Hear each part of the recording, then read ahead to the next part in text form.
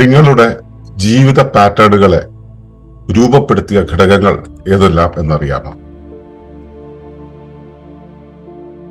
ഈ ജീവിത പാറ്റേണുകൾ അല്ലെങ്കിൽ ലൈഫ് പാറ്റേൺസ് എന്നുള്ള വിഷയമാണ് നമ്മൾ ഇന്ന് സംസാരിക്കുന്നത്. Life patterns emerge from the inner organisation of the self. ജീവിത പാറ്റേണുകളെ രൂപപ്പെടുത്തുന്നത് എന്താണ് എന്നുള്ളത് നമ്മൾ അന്വേഷിക്കുന്നത്. ജീവിത പാറ്റേണുകൾ എവിടെ നിന്നാണ് രൂപപ്പെടുന്നത്, ശരീര താളങ്ങൾ പാറ്റേണുകളെ എങ്ങനെ സ്വാധീനിക്കുന്നു, എന്തുകൊണ്ട് ജീവിത പാറ്റേണുകളെ മനസ്സിലാക്കണം തുടങ്ങിയ വിഷയങ്ങളാണ് നമ്മൾ ഇന്ന് ചർച്ച ചെയ്യുന്നത്. ഏവർക്കും നമസ്കാരം. ശുഭകരമാകട്ടെ ഈ ദിനം, സന്തോഷകരമാകട്ടെ, സൗഖ്യകരമാകട്ടെ, അനുഭവങ്ങളും അനുഭൂതികളും നമ്മേവരെയും നയിക്കുമാറാകട്ടെ. നമുക്ക് ഈ ഒരേ രീതിയിലുള്ള ചിന്തകളും വികാരങ്ങളും പ്രതികരണവും ജീവിതത്തിൽ വീണ്ടും വീണ്ടും രൂപപ്പെടുത്തുന്ന ഒരു അവസ്ഥയുണ്ടല്ലേ.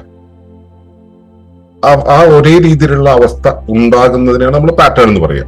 ഇപ്പോ ജീവിതത്തിൽ പലപ്പോഴുമല്ല എല്ലായിടത്തും പാറ്റേണുകൾ നമുക്ക് കാണാനാവും. ഇത് എവിടെ നിന്നാണ് ഈ പാറ്റേണുകൾ രൂപപ്പെടുന്നത് എന്നുള്ളതാണ് നമ്മൾ അന്വേഷിക്കുന്നത്. അതിൽ പ്രധാനപ്പെട്ട ഒന്നെന്ന് പറയുന്നത് ശരീരതാളം എന്നുള്ളതാണ്. ശരീരത്തിന് ഒരു താളമുണ്ട്. താളം എന്ന് വെച്ചാൽ ആവർത്തന സ്വഭാവമാണ്. ശരീരത്തിന് എല്ലാ കാര്യങ്ങളെയും ചാക്രികമായിട്ട് കൊണ്ടുപോകുവാനുള്ള ഒരു സ്വഭാവം, എല്ലാ വ്യവസ്ഥകൾക്കും ഉള്ള ഒരു വിന്യാസമാണ്, പാറ്റേൺ ആണ് ഈ ചാക്രികത എന്ന് പറയുന്നത്. വ്യവസ്ഥാ നിയമപ്രകാരം ഉള്ള പ്രധാനപ്പെട്ട 6 വിന്യാസങ്ങളിൽ ഒന്നാണ് ഈ ചാക്രിക വിന്യാസം എന്നുള്ളത്. അപ്പോ ഇപ്പൊ നെർവസ് സിസ്റ്റം ആണെങ്കിലും അല്ലെങ്കിൽ നമ്മുടെ തോട്ട് പ്രോസസ് ആണെങ്കിലും നമ്മുടെ ബയോളജിക്കൽ ആയിട്ടുള്ള എന്ത് ആക്ടിവിറ്റി ആണെങ്കിലും അവയെല്ലാം വ്യവസ്ഥകളായിട്ടാണ് പ്രവർത്തിക്കുന്നത്. അതുകൊണ്ട് തന്നെ ഈ വ്യവസ്ഥകൾ എല്ലാം തന്നെ ചാക്രിക സ്വഭാവം, ആവർത്തിച്ചൊരു കാര്യം ചെയ്യുന്ന ഒരു സ്വഭാവം കാണിക്കും. ആ ആവർത്തനത്തിൽ അതിനെ നമ്മളൊരു വൃത്തമായിട്ട് കണക്കാക്കുകയാണെങ്കിൽ അത് ആ പ്രവർത്തനം ആദ്യം ഒരു നിശ്ചല സ്വഭാവത്തിൽ നിൽക്കുകയും അതിങ്ങനെ ഉയർന്നു വരുന്ന പ്രവർത്തനം ഏറ്റവും കൂടുകയും പിന്നെ അത് കുറഞ്ഞു വരികയും പിന്നെ അതിന്റെ എതിർപക്ഷത്തുകൂടെ അതിന്റെ നെഗറ്റീവ് ആയിട്ടുള്ള ഒരു അവസ്ഥയിലൂടെ പോവുകയും തിരികെയും തരുന്ന ഒരു സിനുസോയിഡൽ ആയിട്ടുള്ള ഒരു ചലനമായിട്ട് ആണ് സാധാരണ രീതിയിൽ സാധാരണ ഒഴുക്കുള്ള ഒരു നെർവസ് സിസ്റ്റം ഉള്ള ഒരു വ്യക്തിയിൽ ഇത് സംഭവിക്കുക. അപ്പൊ ഇങ്ങനെയുള്ള ചാക്രികത എല്ലാവരിലും ഉണ്ട്. ഈ ചാക്രികത കുറയുന്ന സമയത്ത് ആ ചാക്രികതയുടെ ആവശ്യകത നടപ്പിലാക്കാനായിട്ട്, ഈ കുറവിനെ അതിജീവിക്കാനായിട്ട് അവിടെ യുക്തിയുടെ ഒരു സ്വാധീനം അവിടെ കൊണ്ടുവരികയും ഈ വ്യവസ്ഥകൾ ശ്രദ്ധിക്കാറുണ്ട്. അപ്പൊ താളം തന്നെയാണ്, ചാക്രികത തന്നെയാണ് യുക്തിയായി പരിണമിക്കുന്നത്. ചാക്രികതയുടെ കുറവാണ് യുക്തിയായിട്ട് അവിടെ വെളിപ്പെടുന്നത് എന്ന് മനസ്സിലാക്കുക. അപ്പോ ഈ ചാക്രികത എന്നുള്ള ഒരു അവസ്ഥ ശരീരത്തിലുണ്ടല്ലോ, ഇത് ഒരു പാറ്റേൺ രൂപപ്പെടാൻ, ശരീരപ്രവർത്തനങ്ങളുടെ ഒരു ആവർത്തന സ്വഭാവം രൂപപ്പെടാൻ കാരണമാകും. ഇതിനെയാണ് നമ്മൾ സാധാരണ താളം എന്ന് പറയുക. ഈ താളാത്മകത എന്ന് പറയുന്നത് ഈ പറയുന്ന ആവർത്തന സ്വഭാവം എന്ന് പറയുന്നത് രൂപപ്പെടുത്തുന്നതിൽ സ്മൃതിയിൽ ഉപയോഗിക്കുമ്പോൾ ഓർമ്മകൾ ആവർത്തിക്കും. സ്മൃതിയിൽ നമ്മളിപ്പോ വ്യക്തിബിംബങ്ങൾ അല്ലെങ്കിൽ ചിത്രങ്ങള്, അതല്ലെങ്കിൽ ആശയങ്ങള്, അതല്ലെങ്കിൽ ഒരു കൂട്ടം പ്രവർത്തന നിർദ്ധരണികൾ, ഇങ്ങനെയെല്ലാം നമ്മുടെ ശരീരത്തിനകത്ത് സ്മൃതികളായി നിൽക്കുന്നുണ്ടാവുന്നല്ലോ. ഇവയുടെ പുനരുപയോഗത്തിന് വേണ്ടിയിട്ടാണ് സ്മൃതിയായിട്ട് രൂപപ്പെടുത്തിയിട്ടുള്ളത്. അല്ലെങ്കിൽ സ്മൃതിയായി രൂപപ്പെടുത്തിയതിനെ പുനരുപയോഗിക്കുക എന്നുള്ള പതിവ് ശരീരത്തിനുണ്ട്. അപ്പൊ ആ പുനരുപയോഗം എന്നുള്ള ഒരു സാധ്യത ഉപയോഗിച്ചുകൊണ്ട് ശരീരതാളം ഈ സ്മൃതിഘടനകളെ വീണ്ടും വീണ്ടും വീണ്ടും പുനരുൽപാദിപ്പിക്കും. ഇത് പാറ്റേണിന് കാരണമാകും. ഈ സ്മൃതികളിൽ തന്നെ ഉള്ള ഈ ഒരു കൂട്ടായ നിർദ്ധരണികളെ കുറിച്ച് പറഞ്ഞു. അവയാണ് വിശ്വാസ വ്യവസ്ഥകൾ എന്നുള്ള രീതിയിൽ നമ്മുടെ ഉള്ളിൽ നിൽക്കുന്നത്. നമ്മുടെ ജീവിതത്തിൽ ആവർത്തിച്ച് മനസ്സിലാക്കിയ കുറെ ബിംബങ്ങളും കുറെ ആശയങ്ങളും ഒരുമിച്ച് ചേർന്നുണ്ട്. അതൊരു സെറ്റായിട്ട് അവിടെ ഇരിക്കും.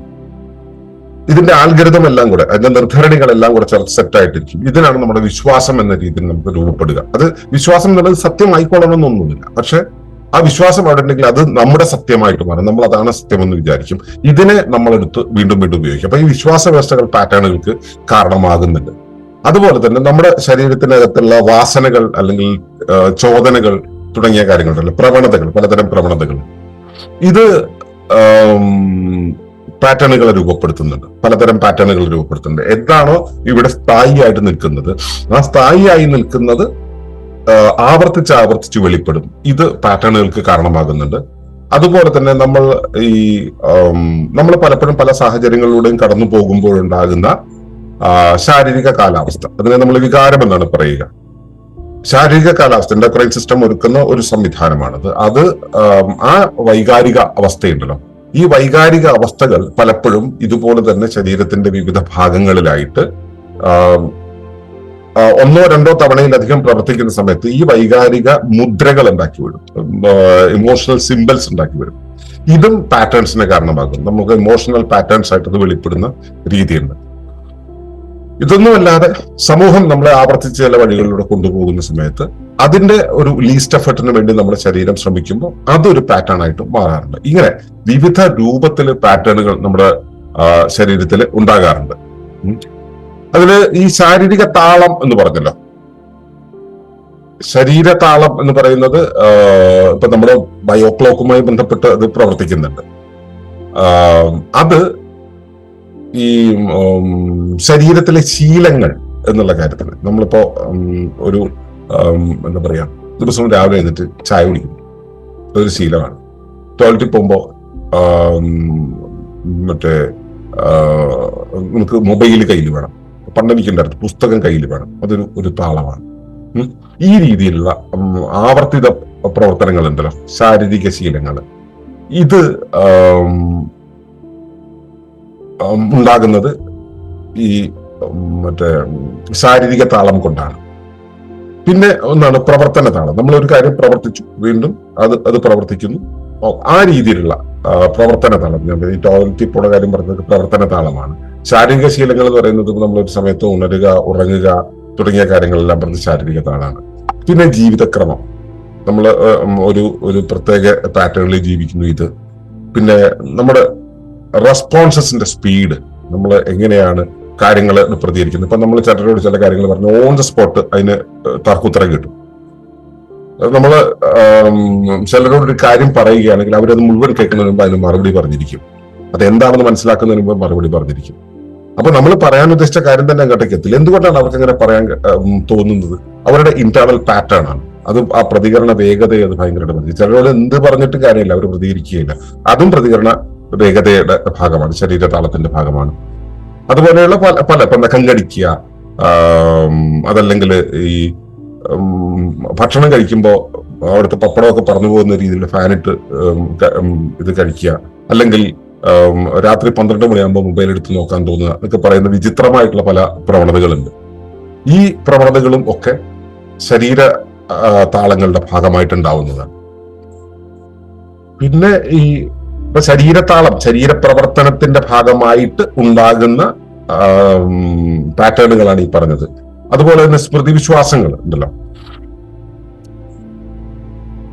അത് പാറ്റേണുകൾ രൂപപ്പെടുന്നത് പലപ്പോഴും പഴയ അനുഭവങ്ങൾ നമ്മൾ ഉള്ളിൽ കിടന്നിട്ട് വർക്ക് ചെയ്യുന്നത്. പഴയ അനുഭവങ്ങളുള്ളിൽ ഉണ്ടാവും, അത് ഓർത്തെടുക്കുമ്പോൾ വീണ്ടും അതുപോലെ ഫീൽ ചെയ്യും. നമുക്ക് ഒരിക്കൽ ഒരിടത്ത് ചെന്നപ്പോൾ മറിഞ്ഞു വീഴും, അതുകൊണ്ട് അടുത്ത പ്രാവശ്യം ചെല്ലുമ്പോൾ മറിഞ്ഞു വീഴുക എന്നുള്ള ആശങ്ക, വീണ്ടും മറിഞ്ഞു വീഴും, പിന്നെ ആ വഴി പോകുമ്പോഴൊക്കെ മറിഞ്ഞു വീഴും. എന്റെ പരിചയത്തിലൊരു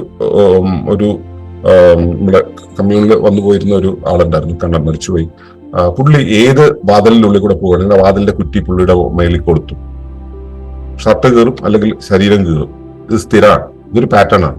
ഒരിക്കൽ അനുഭവം ഉണ്ടായി, വീണ്ടും വീണ്ടും അനുഭവം ഉണ്ടായി, പിന്നെ അതിലെ പോകുന്ന സമയത്ത് ഇങ്ങനെ സംഭവിക്കുമെന്നുള്ള വിശ്വാസം ഉള്ളിൽ ഉണ്ടാവുമ്പോൾ അത് പിന്നീട് സംഭവിക്കും. അത് ഈ ഓർമ്മകളുടെ സ്വാധീനം ഉണ്ട് അവിടെ. ഞാൻ വഴിയിലൂടെ പോകുന്ന സമയത്ത് എന്റെ ശരീരം ഇങ്ങനെ കൊണ്ട് കീറും എന്നുള്ള സ്ഥിര വിശ്വാസമുണ്ട്. അത് അങ്ങനെയാണ് എന്റെ ഈശ്വരൻ എന്നോട് കൽപ്പിച്ചിട്ടുള്ളത്, അല്ലെങ്കിൽ എന്റെ ജീവിതം അങ്ങനെയാണെന്നുള്ള മാനസിക വ്യാഖ്യാനം അതിന്റെ പുറകിൽ ഉണ്ടാവും. ഇത് ഇങ്ങനെ സംഭവിക്കൂ എന്നുള്ള തീരുമാനങ്ങളുടെ രൂപീകരണം, ഇതെല്ലാം തന്നെ സ്മൃതി വിശ്വാസങ്ങള് പാറ്റേണുകളാകുന്നതിന് കാരണമാകുന്നുണ്ട്. അതുപോലെ തന്നെ നമ്മുടെ ആന്തരിക ചോദനകൾ എന്ന് പറഞ്ഞല്ലോ, ആന്തരിക ചോദനകള്, അതുപോലെ തന്നെ ഇമോഷണൽ സിംബൽസ് എന്ന് പറയുന്നത്, അത് നമ്മുടെ സ്വഭാവത്തിന്റെ ഭാഗമായിട്ട് വരാറുണ്ട്. നമ്മുടെ ടെമ്പറമെന്റിന്റെ ഭാഗമായിട്ട്, വ്യക്തിമുദ്രയുടെ ഭാഗമായിട്ട് വരാറുണ്ട്.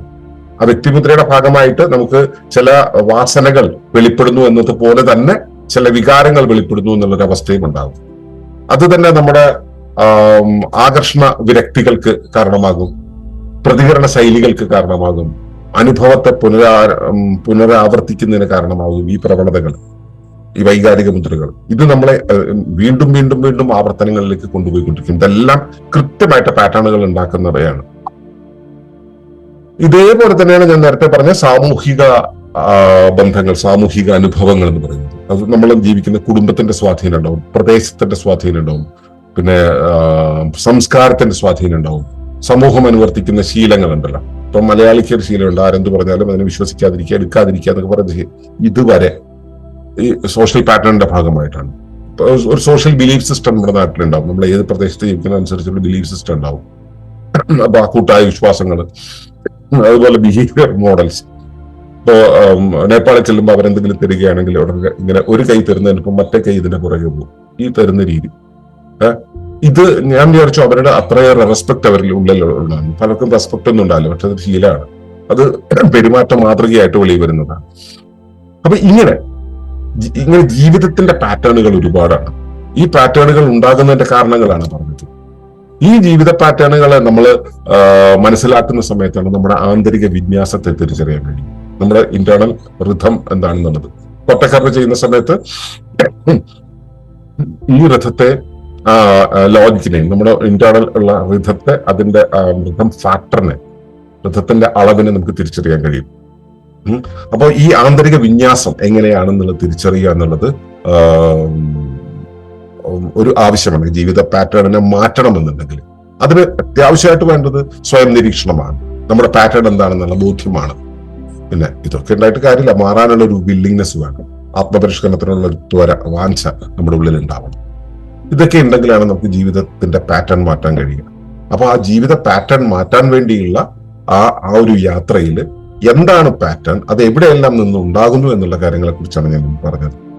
നിങ്ങളുടെ പാറ്റേണുകൾ, നിങ്ങളുടെ ജീവിത പാറ്റേണുകളെ സ്വാധീനിക്കുന്ന ഘടകങ്ങൾ എന്തൊക്കെയാണ് എന്നുള്ളതൊന്ന് നിരീക്ഷിക്കുക. അതുമായിട്ട് നമുക്ക് തുടർപാഠങ്ങളിലൂടെ പോകാം. നാളെ വീണ്ടും കാണാം. അതുവരേക്കും നന്ദി, നമസ്കാരം. തുടർന്ന് കാണുന്നതിന് മുമ്പായി ഈ വിഷയം ഇഷ്ടമായെങ്കിൽ ഒന്ന് ലൈക്ക് ചെയ്യുക, കമന്റ് ചെയ്യുക, ഷെയർ ചെയ്യുക. നിങ്ങൾ പ്രകൃതിയെ ഇഷ്ടപ്പെടുന്നുവെങ്കിൽ ഈ ചാനൽ ഒന്ന് സബ്സ്ക്രൈബ് ചെയ്യുക.